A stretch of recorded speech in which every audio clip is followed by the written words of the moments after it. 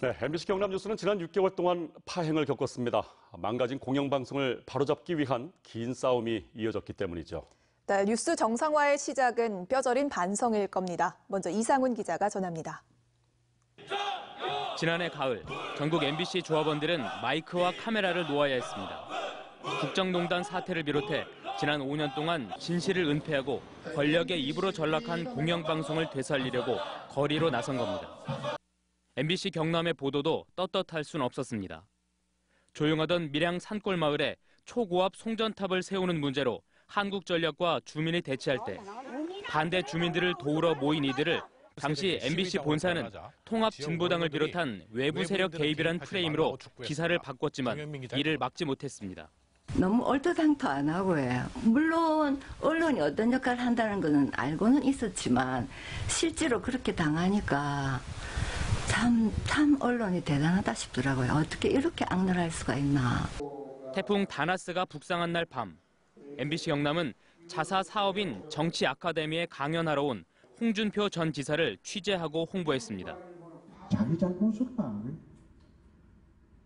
적어도 공직자라면 자기 관리를 하고 난 뒤에 큰 소리 쳐야지. 이른바 성완종 리스트에 올라 검찰 수사를 받는 홍 전 지사의 모습은 MBC 경남에선 나가선 안 될 영상이었습니다. 광고나 사업에 도움을 준 자치단체엔 우호적인 기사를 내보내거나 비판에 눈을 감기도 했습니다. 비정규직 문제를 비롯한 약자에 대한 배려와 고민은 사라져갔습니다.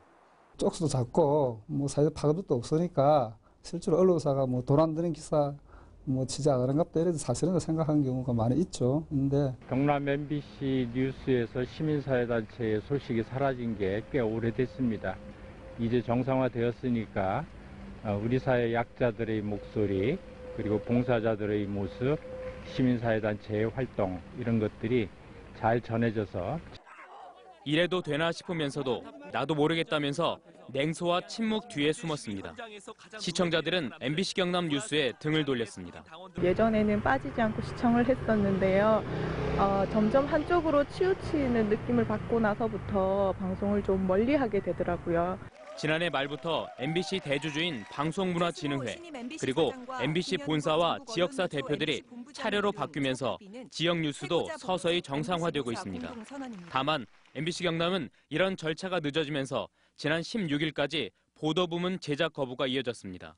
마침내 정상으로 가는 첫걸음. 무엇보다 시청자 여러분께 진심으로 죄송하다는 말씀 올립니다. 더욱 철저히 반성하고 기본으로 돌아가 시청자 여러분의 목소리에 귀 기울이겠습니다. MBC 뉴스 이상훈입니다.